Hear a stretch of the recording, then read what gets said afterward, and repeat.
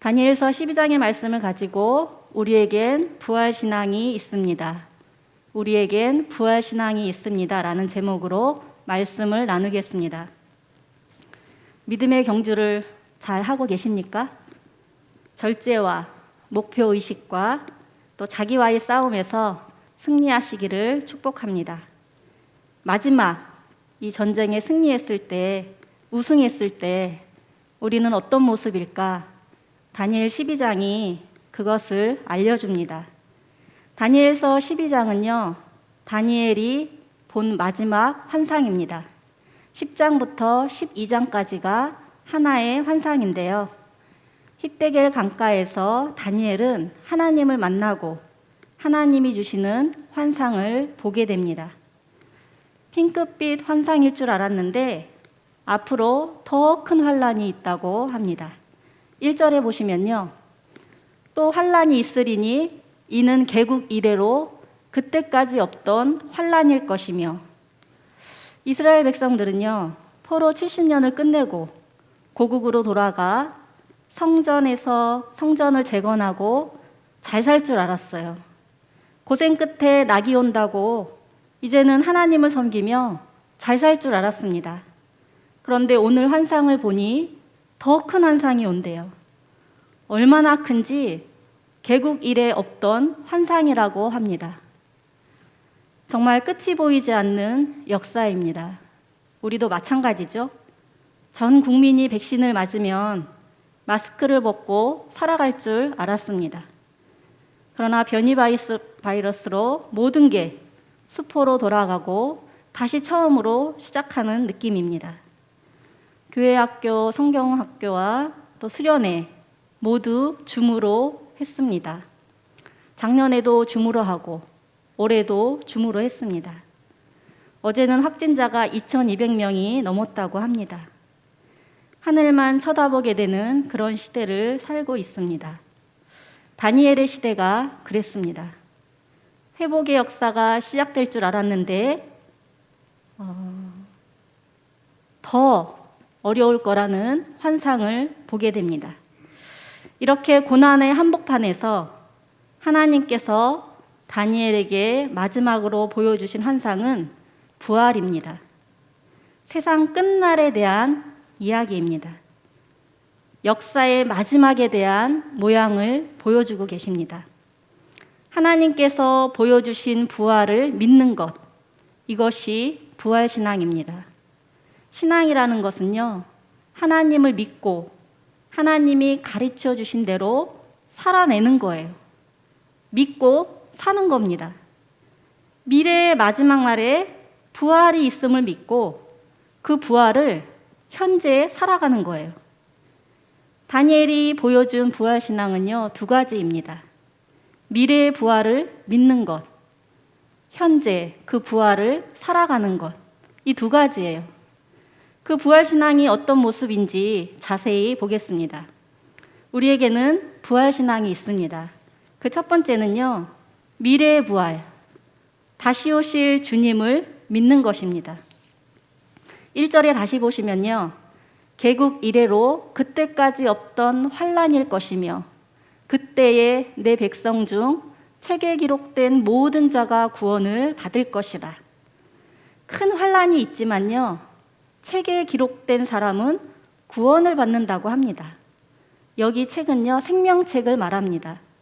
우리의 이름이요, 생명책에 기록되어서 구원을 받는다는 거예요. 다시 살아난다는 이야기입니다. 2절과 3절 중요하니까 우리 다 함께 읽어보겠습니다.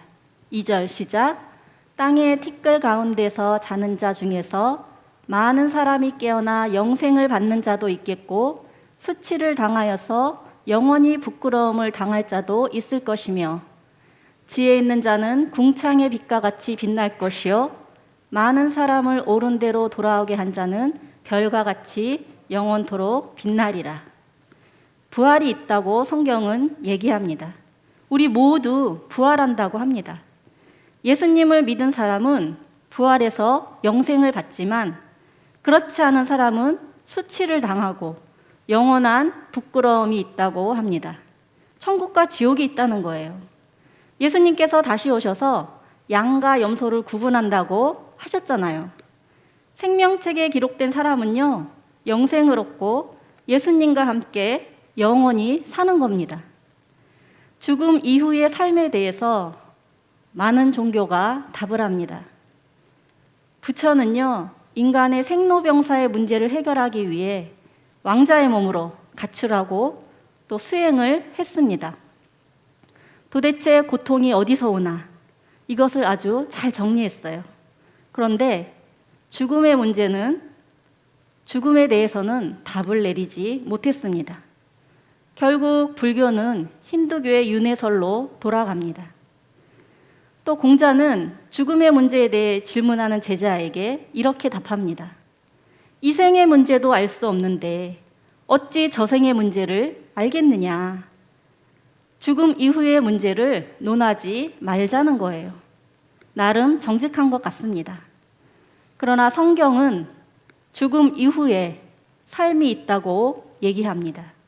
죽음 이후에 부활이 있다고 말합니다. 인간은 모두 죽지만 우리에게는 부활이 있다는 거예요. 고린도전서 15장 20절에 보시면 그러나 이제 그리스도께서 죽은 자 가운데서 다시 살아 잠자는 자들의 첫 열매가 되셨도다. 성경은 의인의 죽음을요, 잠을 잔다라고 표현합니다. 반대로 의인이 아닌 사람들은 죽었다라고 합니다. 예를 들어 회당장의 딸이 죽어서 슬퍼하는 사람들에게 예수님께서는 아니다, 이 아이가 죽은 것이 아니라 자고 있다고 말씀하십니다. 나사로가 죽었을 때도 예수님은 이렇게 말씀하셨습니다. 요한복음 11장 11절에 보시면 우리 친구 나사로가 잠들었도다. 그러나 내가 깨우러 가노라. 또 돌에 맞아 죽은 스데반, 집사의 마지막 모습을 사도행전은 이렇게 기록하고 있습니다. 주여, 이 죄를 그들에게 돌리지 마옵소서. 이 말을 하고 자니라. 의인의 죽음은요, 잠시 잠을 잔다라고 성경은 이야기를 합니다. 우리의 육체가 죽는 것은요, 잠을 자는 거래요. 나중에 예수님이 다시 오셔서 잠자는 우리를 깨울 것입니다. 그때 우리는 예수님과 함께 영원한 삶, 영생을 사는 거예요. 물론 지금도 우리가 영원한 생명을 소유했습니다. 혹시 아까 부른 찬양 기억나세요? 주님께 영광. 주님께 영광, 다시 사신 주, 사망 권세 모두 이기시었네. 이 곡의 작곡가가요, 핸델입니다. 음악의 어머니죠. 저는 음악의 어머니라고 해서 핸델이 여자인 줄 알았습니다. 사진을 보니까요, 좀 머리도 길고 또 이렇게 파마 머리더라고요. 근데요, 남자라고 합니다. 혹시 찬송가 갖고 계시면 165장을 한번 펼쳐보실까요? 찬송가 165장에 보시면 그 오른쪽 숫자 밑에 제목과 작곡가가 나옵니다. 작곡가가요, 조지 프리드리 핸델이고 그 위에 제목이요, 유다스 마카비우스라는 제목이 있습니다. 원래 제목은요, 보라, 용사가 돌아온다 라는 제목으로 핸델이 작곡한 겁니다. 마카비는요, 그리스와의 혁명, 그리스와의 전쟁을 통해서 이겼습니다. 그 작은 나라가 거대한 그리스와 이긴 거죠. 이 마카비 혁명을 통해서 이스라엘의 역사는 식민지가 아니라 이스라엘 독립국가가 됩니다. 약 100년 정도의 독립국가를 이루게 되는데요. 광복을 맞이한 거죠. 빛을 다시 찾은 거예요.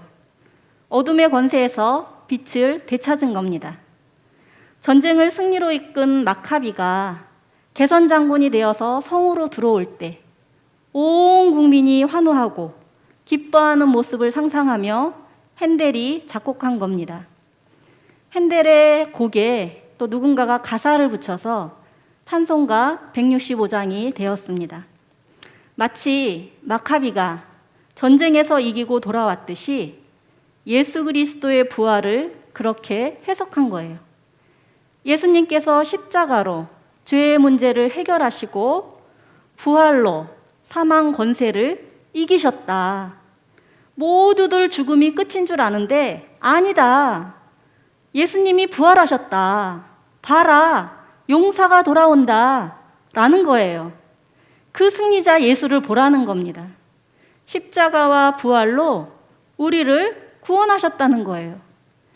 예수님께서는 십자가를 통해서 우리의 죄의 문제를 해결하셨습니다. 예수님께서는 부활을 통해서 우리의 죽음의 문제도 해결하셨습니다.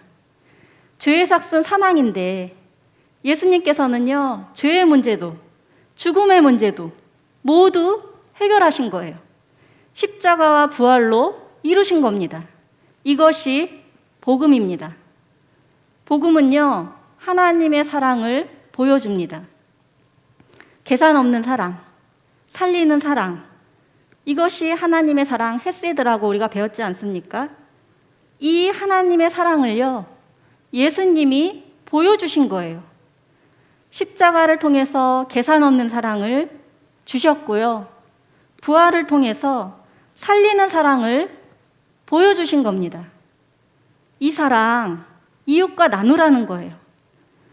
많은 사람들이 죽음이 끝인 줄 압니다. 아니에요. 죽음이 끝이 아니라 부활이 있고 새 생명이 있다. 예수님이 진리고 예수님이 소망이다. 예수님이 그걸 이루셨다는 거예요. 예수님만이 하나님께 갈 수 있는 the way, 유일한 길입니다.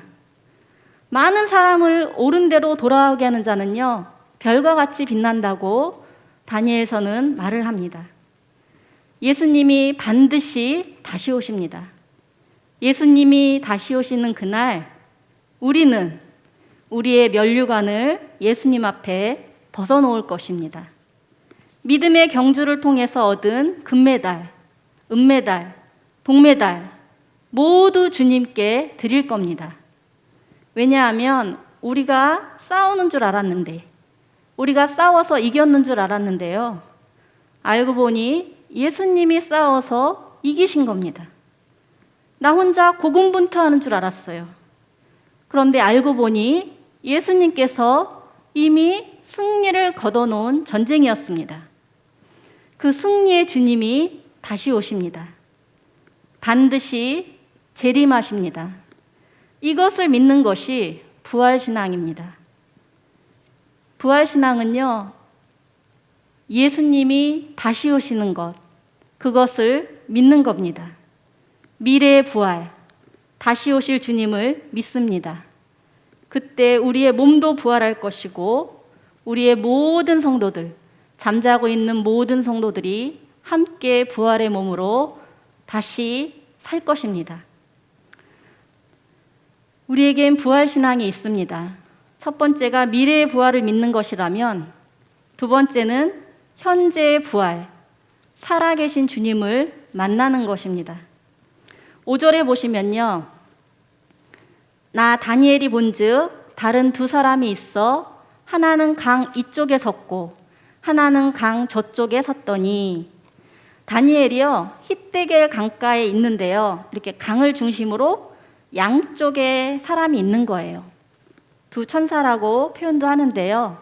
그런데 이 양쪽, 강물 양쪽에 있는 두 사람 중에 한 사람이 강 위쪽에 있는 세마포 입은 예수님께 질문합니다.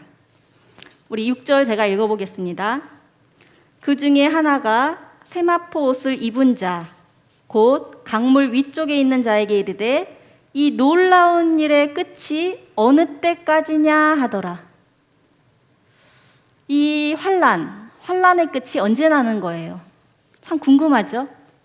우리는 늘 때가 궁금합니다. 언제 이게 끝나나요? 코로나가 언제쯤 끝나나요? 내가 겪는 이 고난의 끝은 언제인가요? 내가 가지고 있는 이 병, 언제쯤 나을 수 있을까요? 예수님 다시 오신다고 하는데 그날이 언제인가요? 많은 사람들이 때를 궁금해합니다. 그런데요, 예수님은 당신도 모르신대요. 오직 그 때와 날은 아버지만 아신다고 합니다. 아버지만 아시는 그날, 그 시를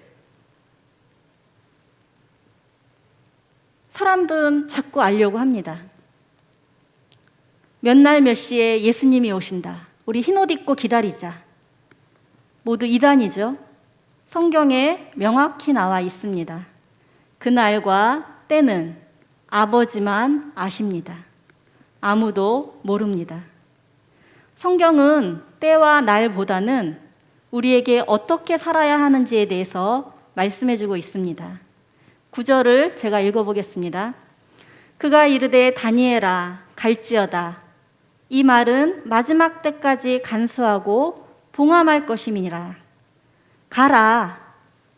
이 말을 간수하고 봉함하라. 마치 이렇게 비밀스럽게 간직하라는 것 같은데요. 간수하고 봉함하라라는 거는요, 지키라는 겁니다. 가라. 네가 환상 봤지? 그러면 이 환상을 현실에서, 삶에서 살아내라는 거예요. 여기가 조사오니가 아니라 내려가라. 내려가서 너의 실존, 너의 역할을 해내라는 거예요. 부모이면 부모의 역할을 하고, 자녀이면 자녀의 역할을 하고, 너가 가지고 있는 이 땅에서의 사명, 부활로 살아내라는 겁니다. 마음속에 간직하고 기대하는 게 아니라 지금 여기서 살아내라는 거예요. 13절 보겠습니다. 너는 가서 마지막을 기다리라. 이는 내가 평안히 쉬다가 끝날에는 내 몫을 누릴 것입니다. 평안히 쉰다는 건 다니엘의 죽음을 얘기합니다. 마지막을 기다려라. 평안히 자다가 다시 부활할 것이다. 너의 몫을 다 누릴 것이다. 그러니 지금은 가서 현재를 살으라고 하십니다. 현실을 붙잡고 씨름하라는 거예요. 앞으로 더 큰 환란이 있지만 부활신앙으로 버티고 견디고 승리하라는 거예요. 왜냐하면 10절을 보겠습니다. 우리 함께 읽겠습니다. 10절 시작. 많은 사람이 연단을 받아 스스로 정결하게 하며 희게 할 것이나 악한 사람은 악을 행하리니 악한 자는 아무것도 깨닫지 못하되 오직 지혜 있는 자는 깨달으리라. 환난은요, 연단을 받아 정결해지고 희어지는 과정이라고 합니다. 그래서 이런 말이 있지 않습니까? 고난이 축복이다. 참 어려운 말입니다. 고난이 축복이라고 얘기했더니 어떤 분이 이런 얘기를 하시더라고요. 고난이 축복이면 당신이 가지세요. 그런데 이것은요, 경험해 본 사람이 압니다. 말은 참 어려운데요, 경험해 보면 이 말이 무슨 말인지 알아요. 욥이요, 이것을 깨달았습니다. 욥은요, 순전하고 정직한 사람이에요. 하나님을 경외했다고 성경은 얘기합니다. 또 악에서 떠났대요. 이거 굉장한 칭찬 아닙니까? 그런 그에게, 그런 욥이 재산 잃고 자녀도 죽게 되고 병까지 얻게 되는 엄청난 삶의 고난이 찾아옵니다. 이상하게 왜 안 좋은 일은 한꺼번에 몰려오는지 모르겠습니다. 욥의 소식을 듣고 새 친구들이 위로하러 옵니다. 그런데 위로한다고 하는 말이 참 이상하죠? 위로가 아니라 욥에게 되려 상처가 됩니다. 본의 아니게 고난의 원인에 대한 논쟁이 시작됩니다. 이 새 친구들이요, 자기 의견을 얘기하는 게 아닙니다. 성경을 가지고 얘기를 해요. 교리를 가지고 얘기합니다. 하나님을 봐라. 너의 고통의 원인이 있다. 하나님이 사랑의 하나님이라 이 정도로 너에게 주시는 거다. 이게 그들의 위로입니다. 욥과 새 친구들의 대화를 듣다 보면 정말 뭐가 문제일까? 고통이 문제가 아니라 우리 삶의 중재자가 필요한 게 아닌가 싶습니다. 누가 욥의 고통을 해결하나? 친구들의 말이 아닙니다. 고통의 원인을 아는 게 아니에요. 모든 문제는요, 하나님을 만나야 해결되는 거예요. 욥이 이것을 경험했습니다. 욥기 마지막에 욥이 하나님을 만나는데요, 그때 욥이 깨닫게 됩니다. 하나님께서요, 욥에게 고통의 원인에 대해서 알려주지 않습니다. 제가 하나님이라면 사실 욥아, 내가 너를 너무 칭찬해서 사단이 잠시 너를 깨웠어 라고 얘기해주면 욥이 얼마나 시원하겠어요. 아, 그런 거였어요? 아, 하나님이 나를 버리지 않으셨죠? 사단의 게임이었죠? 얼마나 시원합니까? 우리의 고난이요, 해석이 되면 견딜만 합니다. 우리가 고난이 어려운 것이요, 이유를 모르기 때문에 어렵습니다. 그러나 진짜 어려운 것은요, 하나님을 못 만나면 더 어려운 거예요. 마지막에 하나님이요, 욥에게 고난의 원인을 알려주지 않습니다. 욥도 물어보지 않습니다. 욥기 42장 5절 우리 다 함께 읽어보겠습니다. 시작. 내가 주께 대하여 귀로 듣기만 하였사오나 이제는 눈으로 주를 배움나이다. 귀로만 들었대요. 누군가를 통해서 하나님을 알았습니다. 그러나 이제 실제로 눈으로 하나님을 봤다고 말합니다. 부모님의 하나님, 설교에서 들은 하나님이 아니라 내가 직접 본 하나님입니다. 살아계신 하나님을 만난 거예요. 욥의 고백처럼 순금처럼 된 겁니다. 욥기 23장 10절에 보시면 그러나 내가 가는 길을 그가 아시나니 그가 나를 단련하신 후에는 내가 순금같이 되어 나오리라. 저희 시댁이 청송입니다. 청송, 사과로 유명하죠. 매년 11월 초 그때가 되면 사과를 따러 갑니다. 이때가 부사, 수확철인데요. 농부들이 이 시기를 기다리는 것은 쉽지 않습니다. 왜냐하면 모두들 사과 따는 시기가 이렇게 비슷하잖아요. 10월 말에서 11월 초. 그러다 보니까 급한 마음에 빨리 따서 이렇게 미리 팔려는 그런 농부들이 있습니다. 그러나 지혜로운 농부는요, 11월 초까지 기다립니다. 왜냐하면 이때가 사과가 가장 맛있고 꿀이 생기는 시기입니다. 꿀사과라고도 하는데요, 실제 사과를 잘라보면요, 가운데에 노란 꿀이 보입니다. 그런데 그 노란 꿀이 생기려면요, 11월 초까지 기다려야 돼요. 왜냐하면 11월 초가 되면요, 서리를 3번 맞게 됩니다. 우리에게 맛있는 꿀사과지만요, 사실 사과는 엄청난 스트레스를 받습니다. 노란 꿀이 생기려면 사과가요, 서리를 3번 맞아야 돼요. 날씨가 선선하다가 갑자기 추워지면서 서리가 내리면 사과의 당도가 높아지는 거예요. 농부는 사과가 서리를 3번 맞을 때까지 기다립니다. 그래야 당도가 높은 명품 사과가 되는 거예요. 다니엘이 포로로 끌려와서 많은 위기의 순간이 있었습니다.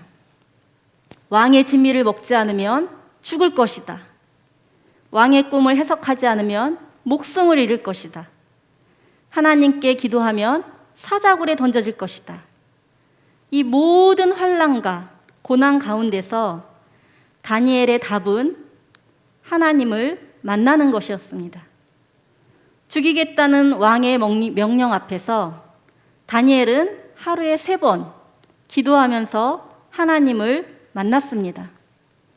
사자굴에 들어가서도 살아날 수 있었던 것은 하나님의 동행이었습니다. 힘들고 어려운 상실의 시대에 예수님을 만나는 것이 최고입니다. 신앙생활 중에 제일 행복한 때는요, 주님을 만나는 겁니다. 다니엘이 이 기쁨으로 살아간 거예요. 고통의 역사 속에서 예수님을 만나는 기쁨, 그 순간을 기대하며 살아간 거예요. 그런데요, 이런 다니엘도 하나님이 환상을 알려주시고 보여주셔도요, 깨닫지 못할 때가 있습니다. 8절에 보시면 내가 듣고도 깨닫지 못한지라 내가 이르되 내 주여 이 모든 일의 결국이 어떠하겠나이까 하니, 하나님께서 다니엘에게 환상을 들려주시고 보여주셨는데도요, 다니엘이 모르겠대요. 깨닫지 못하겠답니다. 말씀을 읽어도 이게 무슨 뜻인지 모르겠어요. 설교를 들어도 내 삶에 어떻게 적용해야 될지 모르는 거예요. 아무리 성경을 읽고 아무리 설교를 들어도 어렵습니다. 우리는 참 말씀을 사모하지 않습니까?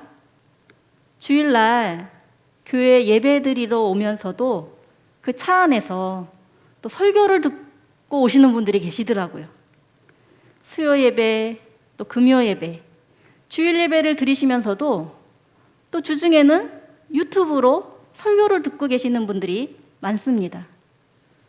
우리는 참 말씀 듣기를 좋아하고 말씀을 귀히 여깁니다. 왜냐하면 말씀을 통해 예수님을 만나고 싶은 거예요. 그런데 그렇게 많은 말씀을 들어도 말씀을 이해하지 못하고 예수님을 못 만날 수도 있습니다. 그래서 다니엘이 질문하는 거예요. 모르면 물어보는 거예요. 예수님께서 비유로 말씀하실 때요, 두 종류의 사람으로 나뉩니다. 질문하는 제자들, 그리고 더 이상 묻지 않는 무리들. 제자들은요, 끊임없이 물어봅니다. 예수님, 그 네 밭에 떨어진 씨 비유, 그게 무슨 비유예요? 무슨 의미예요? 예수님, 어떻게 해야 하나님의 일을 하는 거예요? 예수님, 자꾸 어디로 가신다고 하는데 그 길 좀 알려주세요. 말씀대로 살고 싶은데 모르니까 질문하는 겁니다. 말씀대로 살지 않으면 질문도 하지 않습니다. 질문하면요, 하나님께서 반드시 응답하십니다. 그렇게 하나님과 교제하는 것, 매일매일 살아계신 하나님을 만나는 것, 이것이 부활신앙입니다. 현재의 부활, 살아계신 예수님을 만나는 거예요. 그래서 우리에겐 부활신앙이 있습니다. 미래의 부활, 다시 오실 주님을 기대하고요. 현재의 부활, 살아계신 예수님을 만나는 것이 우리의 신앙입니다. 말씀을 맺겠습니다. 미국에 인앤아웃이라는 햄버거 가게가 있습니다. 미국 동부에 쉐이크쉑 버거가 있다면 서부에 인앤아웃이 있을 정도로 아주 유명한 햄버거 가게입니다. 가격도 저렴하지만 이 가게의 주문 과정이 특이합니다. 소비자가 주문을 하면요, 그때 조리를 시작합니다. 그러다 보니까 시간은 조금 걸리겠죠? 대신에 신선한 버거를 먹을 수 있다는 그런 장점이 있습니다. 그런데 이 가게가 참 특이한 게요, 냉동고가 없습니다. 그래서 감자튀김을 할 때도요, 생감자를 썰어서 바로 튀깁니다. 우리 인생이 인앤아웃 같습니다. 우리는 잠시 이 땅에 들어와서 나갑니다. 죽게 됩니다. 그러나 마지막 날에 다시 부활해서 주님과 영원히 살 것입니다. 잠시 이 땅에 머물지만 이 땅에 우리의 냉동고는 없습니다. 어제 읽은 말씀, 청년의 때에 만난 하나님, 과거의 하나님으로 살아가는 게 아니라 오늘 주님을 만납니다.